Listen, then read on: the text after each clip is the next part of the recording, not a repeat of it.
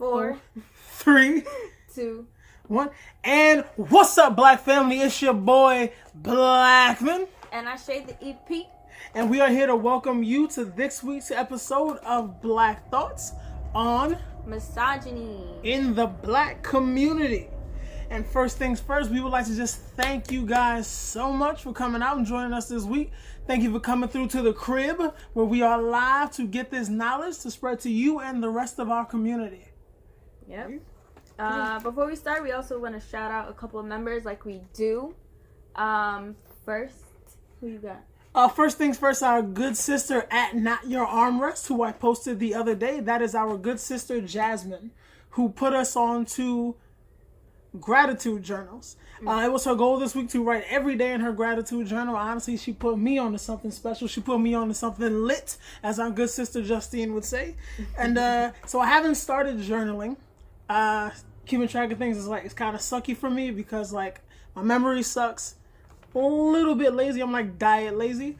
But every morning I do pray, and I say something that I'm grateful for, and every night before I go to bed when I pray, I say something that I'm grateful for. So shout outs to you at Not Your Armrest, our good sister Jasmine. We appreciate you, sis. Thank you. Keep doing what you do. And I also like to shout out another queen, Crystal at Reign Supreme, who has started learning a new language, and she has gotten me to pick back up the language that I started learning. So we appreciate you, and we are gonna wish you luck on the new language journey. Yes, our good sister Crystal. I've known Crystal for a long time. We went to school together. For people that want to know my personal business out there, Brian, what's up here? Thank you for joining us, brother. But Crystal has been killing it on all fronts. She has. And it's not just Crystal, it's Crystal, our good sister 5 Foot of Soul that joined us last week on the live. Our sister Jasmine, our sister I Love Steph, who's been with us since day one. Yep. Always killing it. A Baron XO, always killing it. Fellas out there, our sisters are leading us. Our sisters are killing it. They are working their behinds off. They are reaching their goals. They are shooting for the stars, landing on the moon. Fellas, we got to keep up with our queen sisters. So again, thank you for you. That's why this episode is for you. Here we go. And as you know, it is Friday. What do we do every Friday around here? Shout out Black-owned businesses. We support Black businesses around here. And our good sister, our EP, is going to go first. Who you got there, sis? I would like to shout out Renowned Lifestyle because he has dropped some joggers for the men. So not only can your girl look good, but you can look good too. So make sure you guys cop your joggers today. Yeah, I'm definitely... Y'all seen me say on this show before that the little workout set that Renowned Lifestyle Fitness dropped a couple weeks ago for the ladies. I already said how much I appreciated how it fit on the form of the Black woman. So I'm gonna get those joggers. I'm gonna try to get them in gray. So catch me a little bit of attention out there on those streets too. Oh my god, I can't you. So yeah, and who you got today? And we got our good brothers, good brothers and good sister, longtime friends of mine, supporters of the show. Actually, one of the first people that we called when we were setting this whole thing up. Yeah. Our family over at the Jobberteers podcast. Make sure you follow them on Facebook at the Jobberteers, and on Instagram at Jobberteers. We will also be posting them later on. Make sure you follow them on Instagram, you follow them on Facebook, you join the group on Facebook, join the conversations. Make sure you follow them on Twitter, you tweet them, at them, put them in your mentions, all of that. They are about pro wrestling. All your one-stop shop for your pro wrestling needs, for gossip, for news. If you want to hear who our brother Wilkins thinks is trash, they went off yesterday. You gotta catch their podcast, man. The whole network over there is lit. Make sure you check out the Jobberteers podcast. Right. Hey guys, a quick sidebar. At Not Your Armrest has just joined us. Good sister Jazz, we were just talking about you. Thank you one more time for putting us onto those gratitude journals. It is lit. I'm thankful for a lot. I'm thankful to be here. I'm thankful to be breathing. I'm thankful that this nice honey next to me smells like coconut oil. I appreciate it. Here we go. And hey Jess, Also, great work on starting your certification for your CDA. Keep up the good work. I'm gonna check on you later to make sure you are not slacking. Yes, Jess, thank you so much. You are working to secure the future for not just us, but for our children. Mm-hmm. And I was a dumbass child. I appreciate you making sure there's no more dumbass children out there. Appreciate you, sis. You're so silly. Let's get into the show. Would you like to take over, my little EP, my good co-host? So as you guys know, today's topic is on misogyny, and we just want to make sure we don't confuse you with the sexism and chauvinism. So we just want to define what misogyny is. So misogyny is the hatred for women, the contempt for or prejudice against women and girls. It promotes an inferior status for women and manifests itself in sexism, chauvinism, sexual discrimination, exclusion, and sexual objectification, disenfranchisement, and violence against women. If you tuned in last week to our episode on Protect Black Women, which is live, which is not live, but still on IGTV, which you can check out anytime now. Link in bio. We touched a lot on violence against women. Today we're going to touch more on violence against Black women. Today we're going to touch more on the problems that Black women face in society. Yeah. And just a real quick note, guys, if you catch us looking down, it is because we upgraded a little bit. It was a little hard, like keeping all of our Black thoughts together once they come out of these Black craniums. So we got our handy dandy notebooks.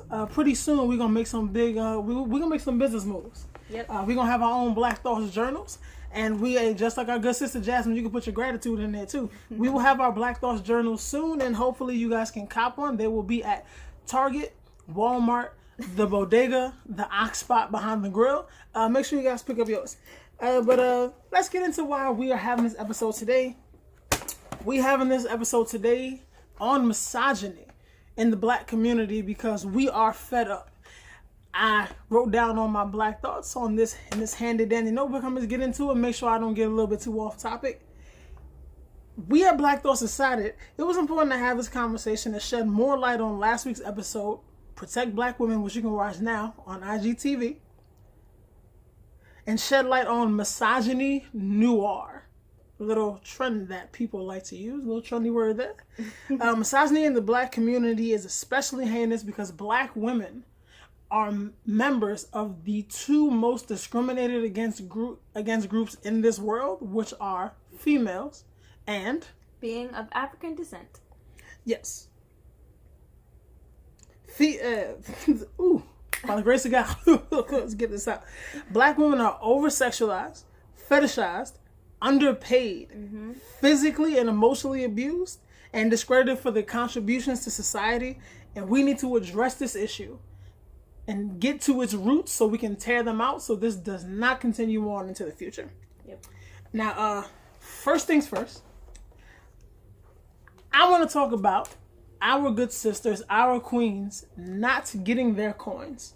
So people, if you're out there with your handy dandy notebook that you would randomly have, you can turn over to chapter 4. Oh my God, it's so ridiculous. There you go. And our EP will take over from here. I need to catch my breath. Get some water too. So Black women are highly educated, okay? And yet they still are underpaid. Okay, so according to the US Census, on average, Black women are paid 62% of what non-Hispanic white men were paid in 2018. And that means it takes the typical Black woman 19 months to be paid what the average white man takes home in 12 months. And that's even worse because the ratio for all women's earnings is 82%, according to the American Association of University of Women. And just to give you guys a few numbers, for education, when the Black woman graduates, they have a high school degree, they can earn about $29,000, right? And the white non-Hispanic man with that same degree can earn $46,000. With an associate's degree, a black woman can earn $36,000, and the white man can earn $54,000. These are very big jumps, in between. These are pay gaps, pay disparities. And if a black woman has a master's degree, they're only earning about $56,000, and their counterpart is earning $87,000. Yeah, so in the professional world, within our community, our black women are more educated than black men. So they also do, in a professional sense, they also do have better jobs. Yeah. That pay disparity is always like a pendulum hanging over their heads. And we also have to keep in mind that the government, state, there's already a system in place to keep our fathers and our brothers out of our homes and on the street, or either in prison, or even just make sure they live apart from the family. So a lot of us come from single parent households where the mother is the head of household and is the primary income earner. Yep. And this is another way to hold back the black community. Whereas as a black woman, let's say like you have to buy the groceries for your household. You have to pay the light bill for your household. You have to pay the gas for your household. You have to pay the water for your household. And how are you supposed to do this when you are continuously being underpaid? Right. Where you cannot be there for their family. And especially if like there's more than one child in the house. Yeah. As you can see, children also have bills like for school. Yep. They need clothes. Yep. You either have to pack them lunch or they have to pay for lunch at school. They need school supplies. Yes. So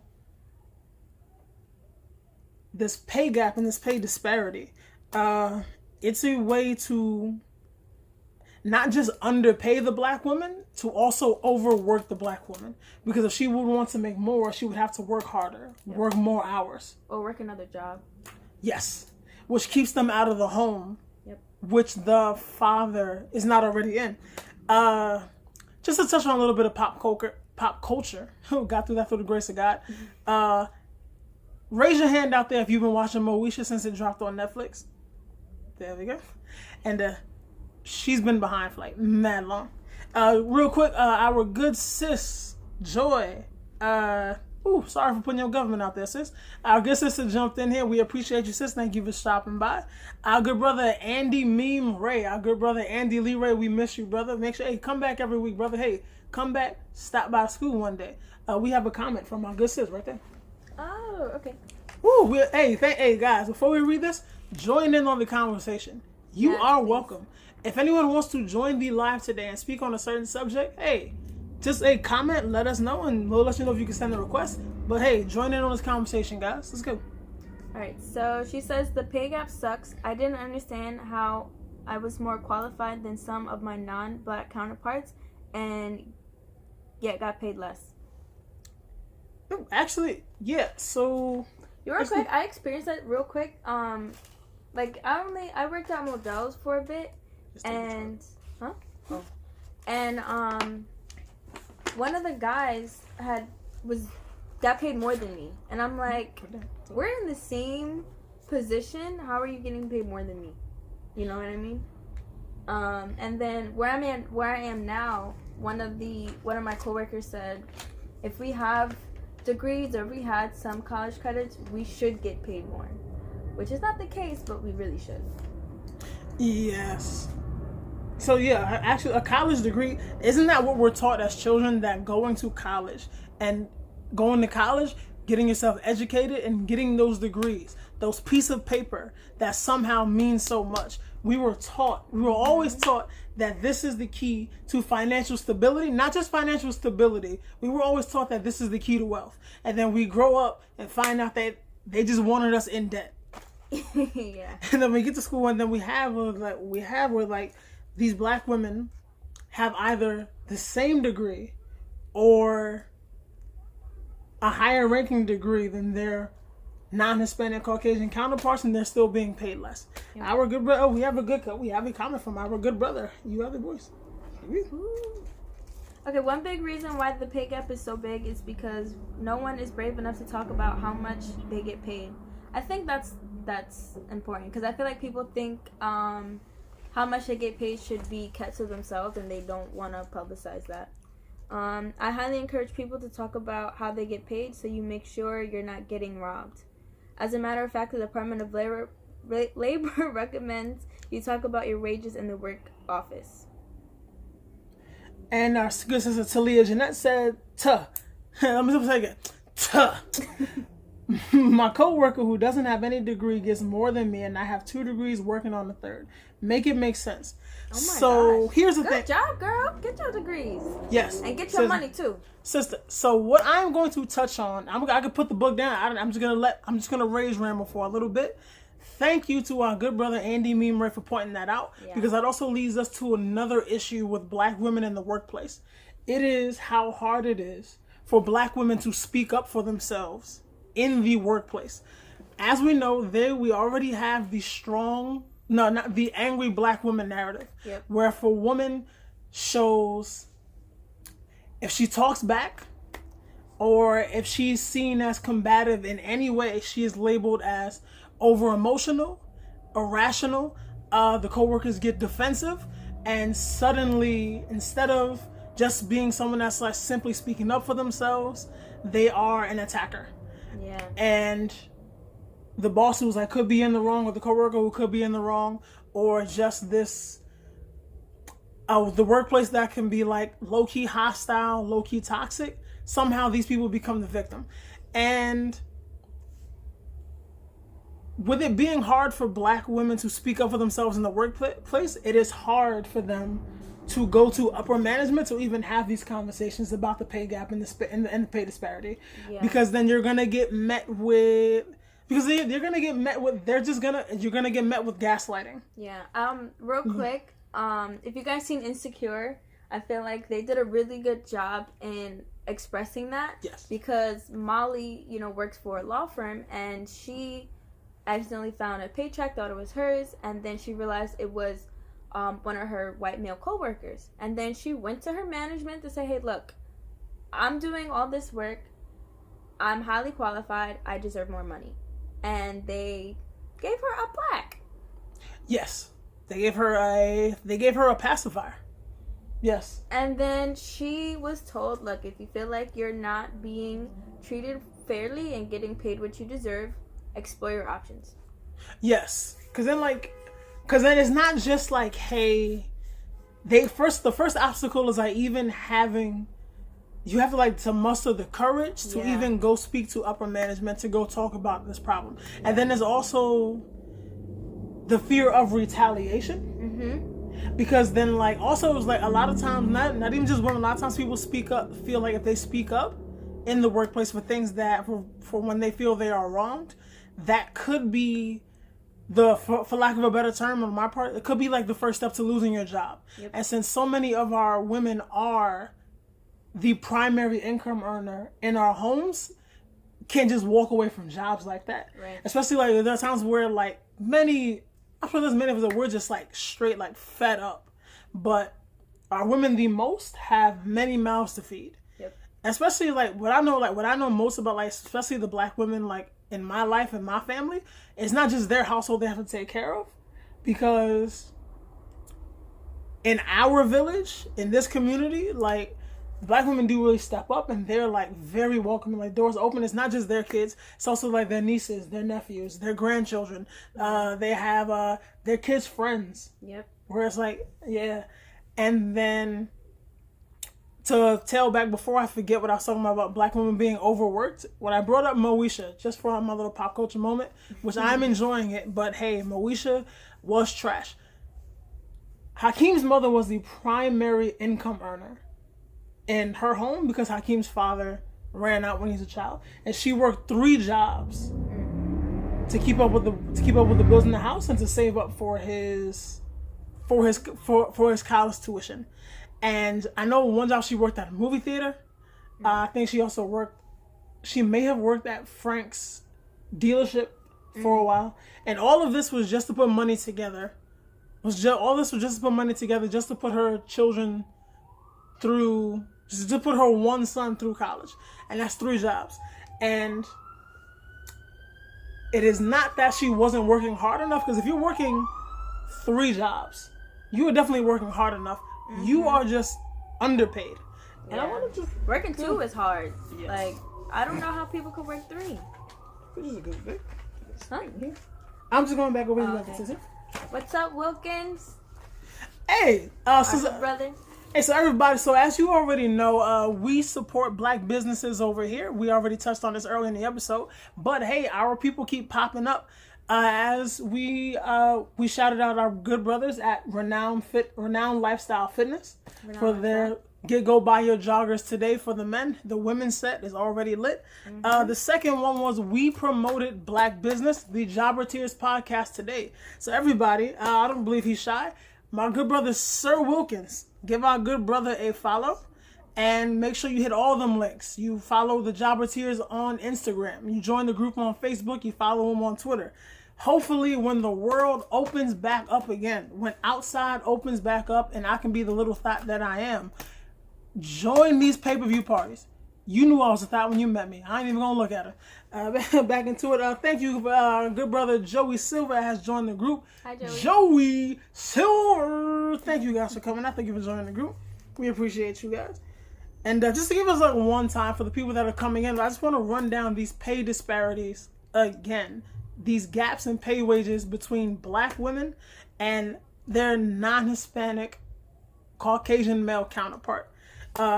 For a Black woman that has no high school degree, she can earn $21,000 a year, while a non-Hispanic white male without that same high school degree can earn up to $36,000.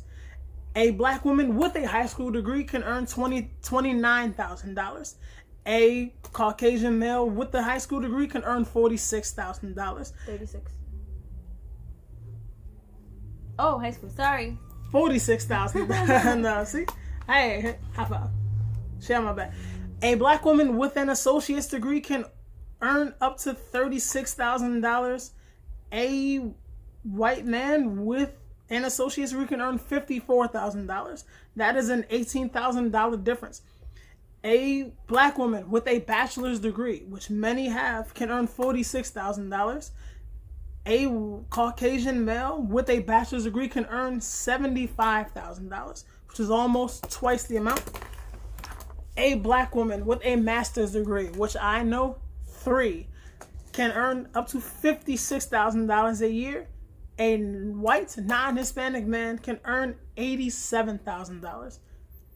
I just want to point out that the amount that a Black woman with a master's degree makes, $56,000, is essentially making the same amount that a white man with an associate's degree could potentially be making, which is $56,000.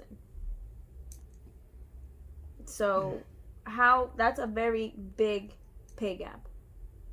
I wouldn't say that's a pay gap. I would say that's a pay disparity. Yeah. BS, for lack of a better term. Completely full of. Yeah.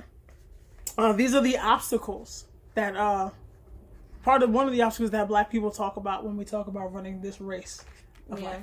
There we go. And if it does not, is that weird?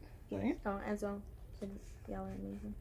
Thank you. Joey, we love you too. We are not amazing. We are just Black. There we go. And if that wasn't enough, it's not enough that our Black women are. It's not enough that our Black women are underpaid and overworked in a professional setting, in the workplace. They also have to deal with a hostile work environment in the form of sexual harassment. And my little EP would like to break down those statistics there. Okay. Yeah. Okay. So, and I quote, "The likelihood of an individual white woman that will report sexual harassment to the Equal Employment Opportunity Commission," which you can also report your pay wages to them as well, dropped more than 70% between 1996 and 2006. But the rate for African American women dropped only 38%. So in 1996, African American women were 1.7 times as likely as white women to report sexual assault. And in 2016, they are 3.8 times more likely to do so. So that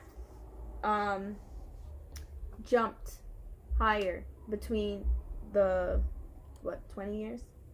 Yes, in that 20 years.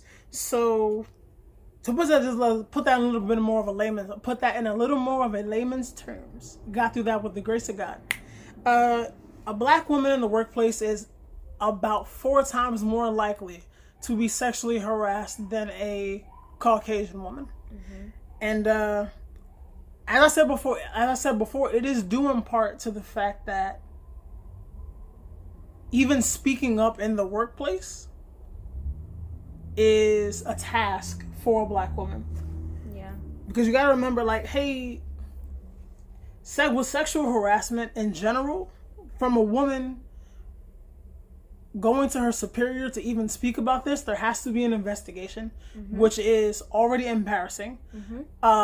Most of the time it is he say, she say. Mm-hmm. So most likely, unless there's like some kind of concrete proof, or someone is gonna come up and like as a witness and have your back on this, most likely this is gonna go away, and the offender, you're still gonna be stuck with that offender. Mm-hmm. So, and then also in a professional setting for black people in general, but especially our black women, they are, if they're not the sole one, they are one of few. So if you get into like this kind of situation where you're being sexually harassed and it's not he say, she say because there's someone there that witnessed this, most likely they're not going to have someone there that's going to have their back.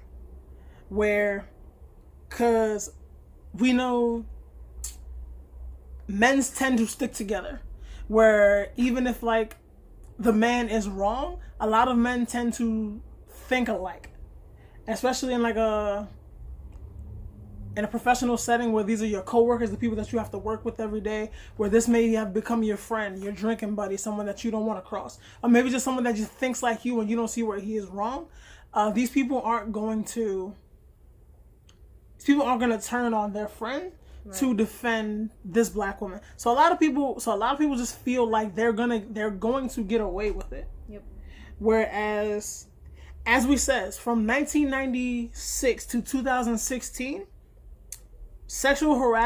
reported sexual harassment of Caucasian women in the workplace dropped by over 70%. And this is because, in that time, there are cell phones. There are cell phones where you can record things. Yep. Your coworker could text you. There is proof. Yep.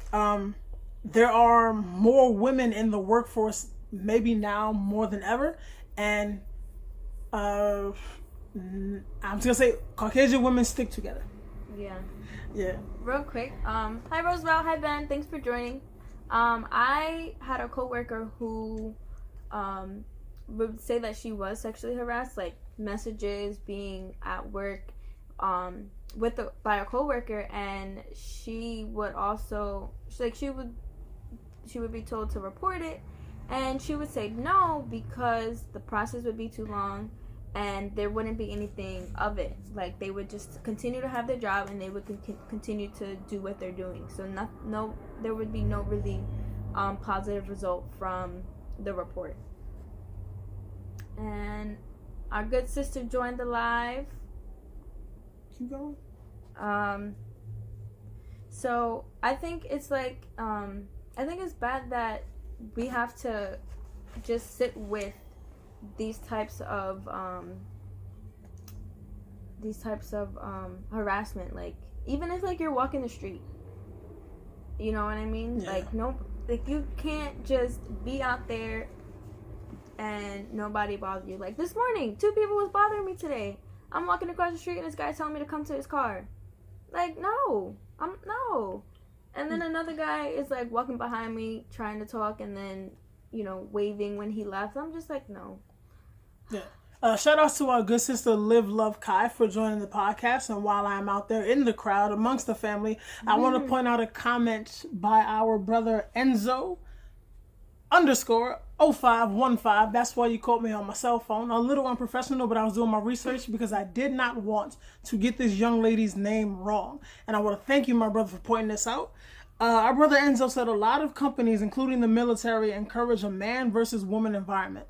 And that's why I went into my phone to do my little research. Vanessa Julian, who went missing and was found dismembered. Well, I was deceased and dismembered.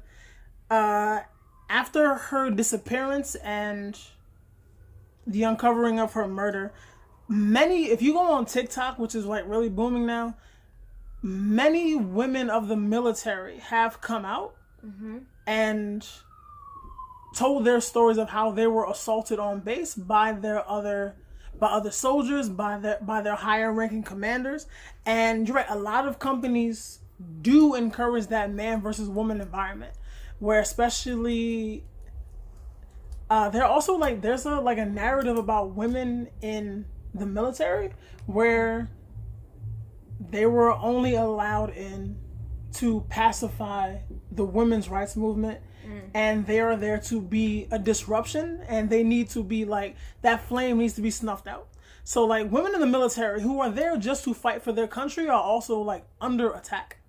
And that is another area where, like, if you are not Caucasian male first, and then like a straight male second, you're there just for the best of intentions to defend your country, to defend the people you love, and you are under attack. Where also along with the body of Vanessa Julian, another soldier's body was found, a black man. And I'm going to pass it over to my little EP because I want to spread this now, so I'm going to say his name on here too. I'm going to pass this over to my little EP real quick, freestyle a little bit. Just interact with the crowd, boy. Interact with the crowd, boy. Yes, our sister Long Live Kai said you have to pretend to listen to something on headphones. Sometimes like I do, and I still feel like that doesn't help because they still try and talk to you. Like, get the hint. Like, you have to like subtly be like, yeah, okay, and then hopefully they leave you alone. Like, it's so nerve-wracking that you have to like worry about whether these people like that you're going to dismiss are going to take it lightly or take it the wrong way, because some of them are like would get hostile. So it's like, it's kind of hard going out there in the world. Like, even if I wear my mask, they're still staring at me like hardcore. Like, okay, like, chill, I'm just walking. And I feel like that's one of the points that we're gonna get to later about because I don't like to wear certain clothes when I go outside. So like the shorts I have on today, I didn't really want to wear, but it was way too hot to wear jeans. So I feel like we're gonna get to, you know, clothes later in the discussion. But really being out in the world and people constantly looking at me and talking to me like really makes me self-conscious and makes me not want to wear certain things. Yeah, so while we're on the subject, so first thing, I would like to apologize. I will post it later. I cannot at this moment find the name of the other young man who was found alongside, the other soldier who was found alongside Vanessa Julian, but it was the same story where he was believed to have gone AWOL, but he actually just went missing. And they did not look for him because they declared him AWOL. He was found murdered close to Vanessa Julian. And so while we are on the subject of, as our good sister Live Love Kai said, while we're on that subject, so pretending to be talking to someone like on your headphones, this one actually calls me. Yeah, I call him. Which is like, so she actually does talk to someone on her headphones. And I just want to show you guys a little bit something last week that I touched on last week in our conversation about protect Black women. Just give me 1 second, I'll be right back. Yes, I also try not to wear leggings because they're very form-fitting. So I definitely try and stay away from leggings. Yes, and it can be dangerous to ignore a man. That's why I just try and be like, yeah, okay, because I don't want them to get, be like, oh, okay, you think you can ignore me, and then try and be aggressive. Can I come in? Yeah. Okay, count me in. Okay, 3, 2, 1. Oh, the black guy's back. And so just to put on that, so as far as like women being made to feel unsafe in the street and being approached by men, as I stated last week in episode 3 of Black Thoughtz, Protect Black Women, which you can catch right now on IG Live, I am 100% mace his ass. Yeah. I encourage every woman to go out and get mace, get a taser if it is available to you, take self-defense classes, do squats so when you kick people in the nuts, it hurts extra hard. Do all of that. But I am 100% all for women defending themselves, because in this world I know women are made to feel uncomfortable, and it's an ode to a lot of the women that are in this chat. Live Love Kai, our good sister Charlene, it's in her @ name, just can't remember the name. These are the women that these are like my friends who have come out to support us, but like I'll say it, like I love these ladies.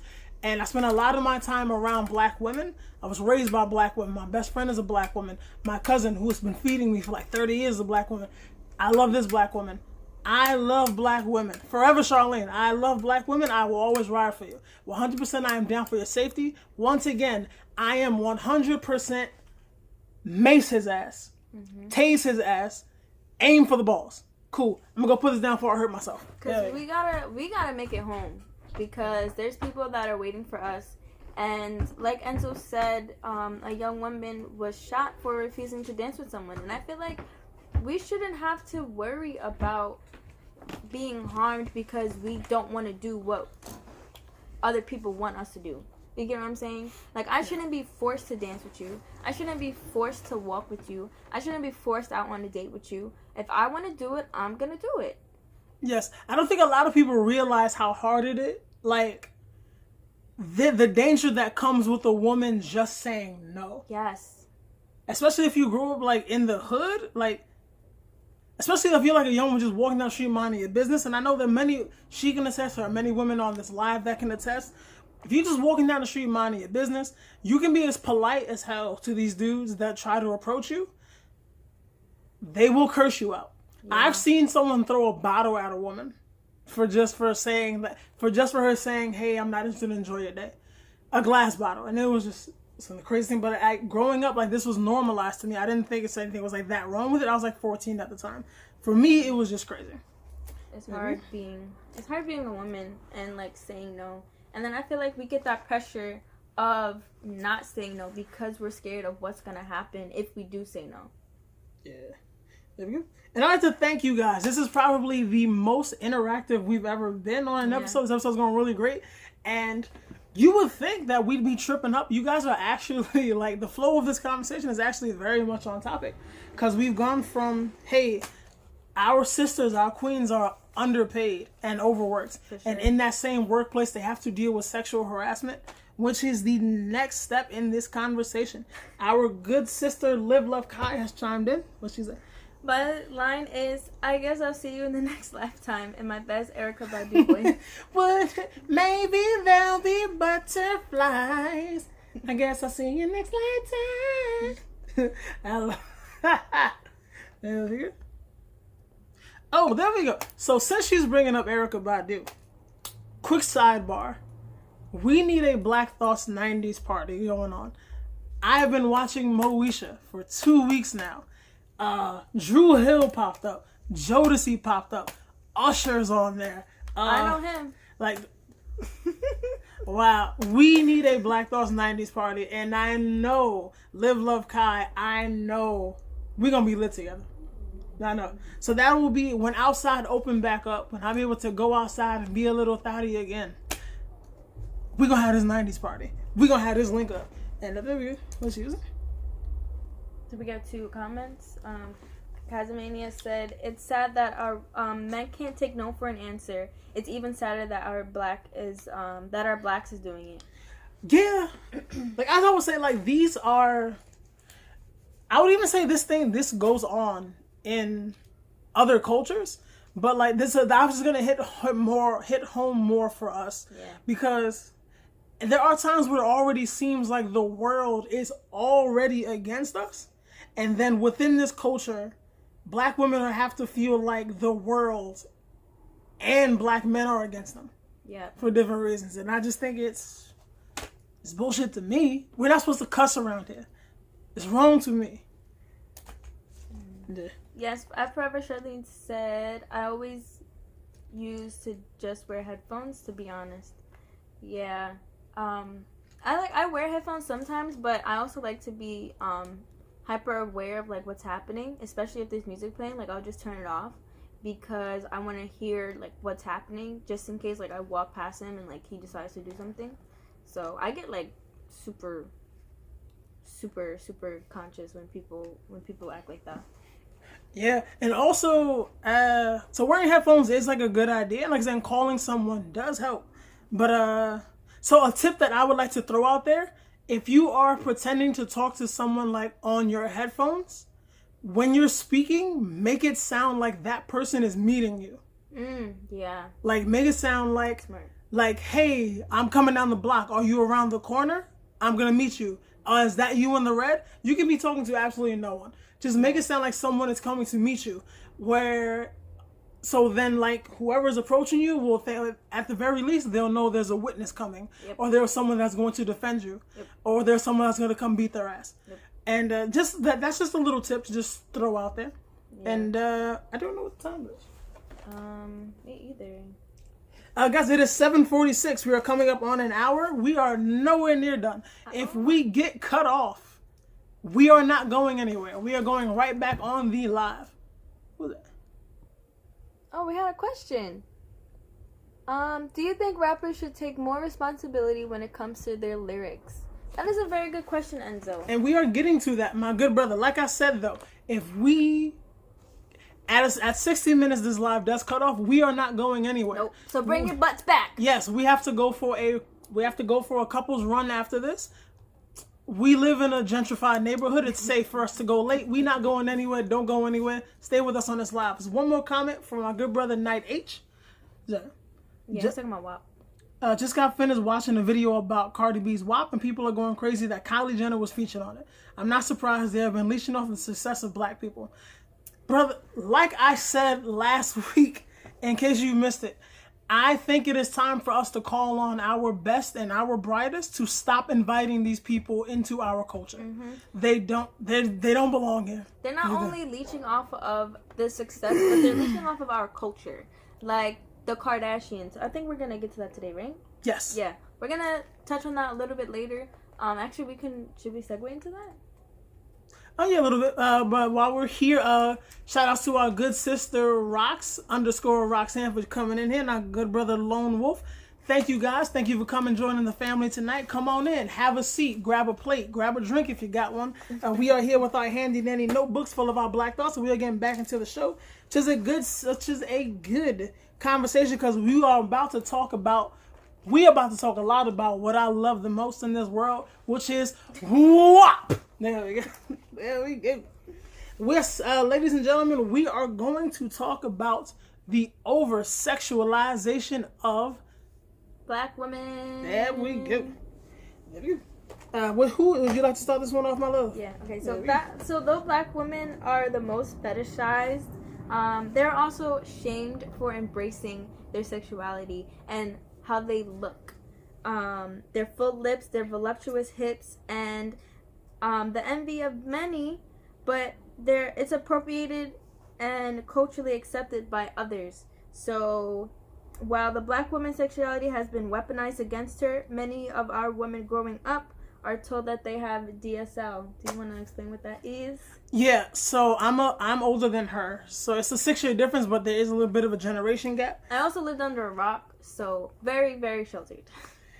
Yeah, so what I had down here from our Black thoughts was like, because like our women are very voluptuous, our girls develop very early, but even though like the things that like their bosoms, their full lips, and their hips, full hips are like, they can be ridiculed for it. They could be harassed for it, but it's more culturally accepted or respected more on women of other ethnicities. So what I said was, I brought up DSLs, which is, if you're in my age group, you may know what I'm talking about.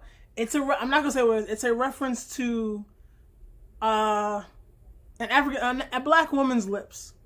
I'm not gonna say what it is on here because we can't cuss, and it's actually a vulgar term. I'm actually ashamed. I don't know if I've ever actually used it myself, but I will be ashamed of myself as an adult, knowing that I did do as a child. Hopefully, I don't remember that I did. I also want to point out that, like, if you think about it, how many of our adult women and our young black girls have to wear, it's like 90 degrees smoldering weather outside, but yet they still carry a sweater to tie around their waist to hide their figure, because they don't want to be approached by the same type of men that we just spoke about on this live in the street, where they can get hounded and disrespected just for simply not being interested. Yep. And it's something that, like, our youngers have to go through from a very, very young age, from boys their own age and even grown men. And they have to be, and they're taught to wear certain things. So God forbid they come out, they come downstairs wearing something showing their shoulders or showing their midsection or showing legs. They're told immediately, go back upstairs and change. Instead of teaching the men or the boys, look, you don't approach women this way, you don't talk about it to a woman this way, etc., etc. It's always put on the woman, you need to go change, you need to cover up, you need to do this, you can't be proud of what you look like. Yeah. And so what I wanted to touch on was, which I feel is like one of the more embarrassing or disgusting parts, proponents of misogyny, which was, to me, it's not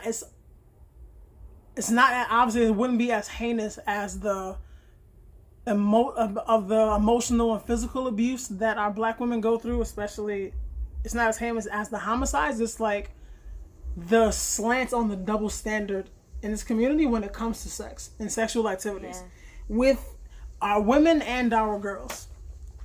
From boyhood, like, I'm talking to all the men in this group, all my black men, all my brothers, from boyhood to adulthood. How many times have we seen a beautiful woman, and for whatever reason you wanted to pursue her, maybe you wanted her time, her attention, or maybe if it was just for sex, and then you are lucky enough to, I don't want to say obtain this woman, but you're lucky enough to be given her time, and you use her to fulfill your sexual pleasures, and then you use that to up your own status, to brag about it, to make you feel better about yourself. And then while you become like the hood hero, that girl's reputation or that woman's reputation is tarnished. Yep. Due to just the fact that, like, hey, from a young age, our women are like, they're robbed of like the comfortability and like the independence in their own sexuality. Mm-hmm. And so that's like another reason why it's important to have this conversation. So maybe so we can teach like younger generations, like, what we went through, they don't have to go through that.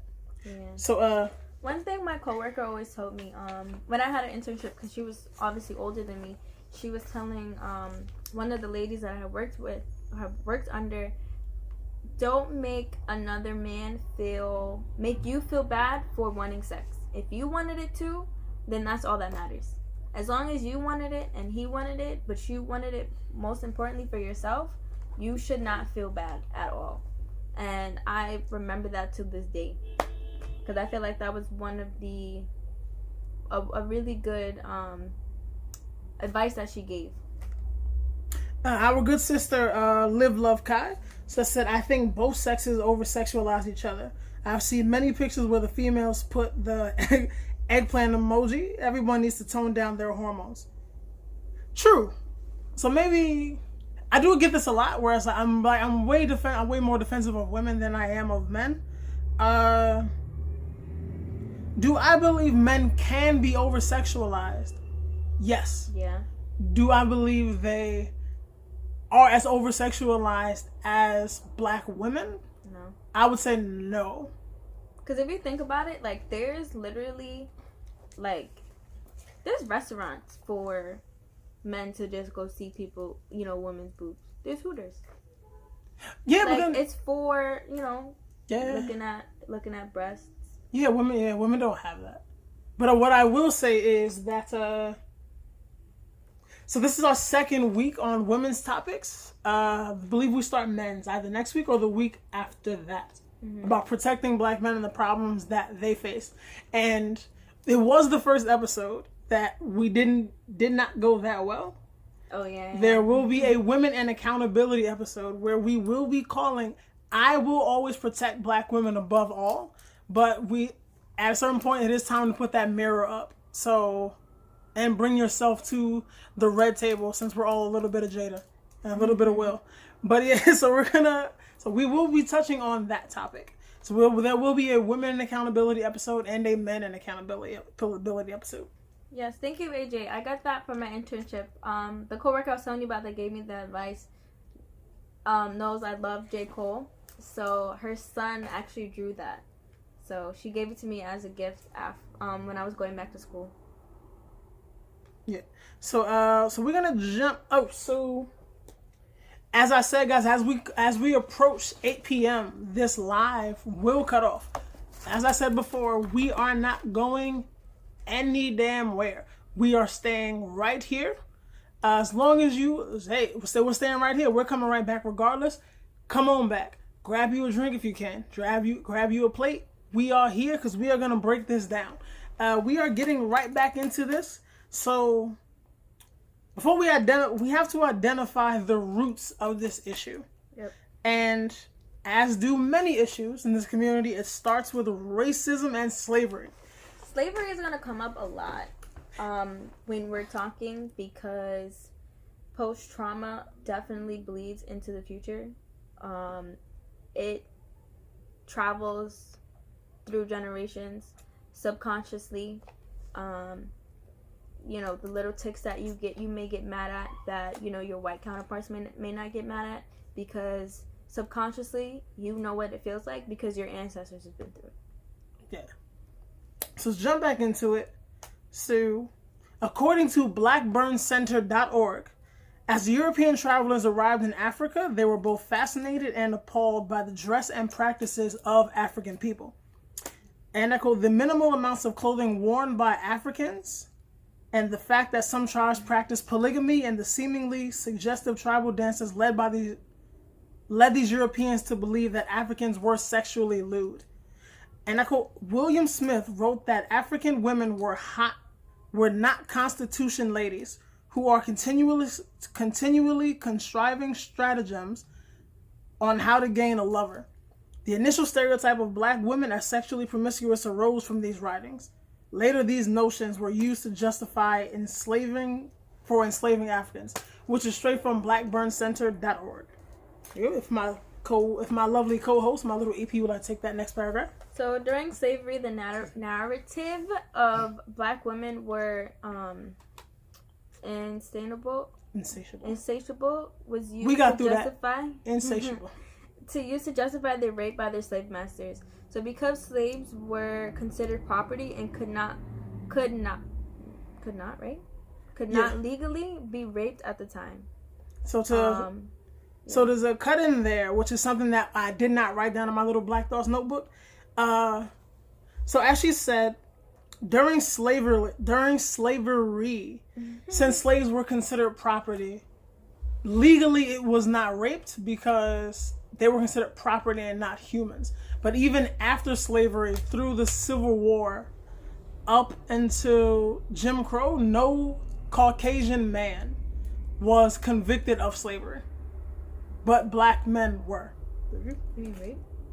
Were convicted of no Caucasian man was convicted of rape. Thank you. Appreciate it. Teamwork makes the dream work. Black love 2020, we in here. So continuing, also contributing to their sexualization is a narrative that Black women are always pregnant.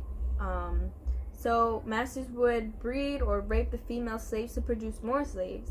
And that would start as soon as girls would hit puberty, so around like maybe 11, as young as 11. Do you want to take it? No, sorry. So the report published by Georgetown Law Center found that adults view Black girls as less innocent and more adult-like than their white counterparts. And on that note, we are going to restart this live. We have 1 minute left in this. As I said, we are not actually going anywhere. We are sitting right here on this couch. We want you guys to come back and chill with your family. We are not actually going anywhere. So on that note, we're going to segue into the next episode. We're going to restart this. But I want to shout out my brother AJ Mileno, where he says we're still feeling the effects of slavery in 2020. My brother, if you did not catch the first episode 2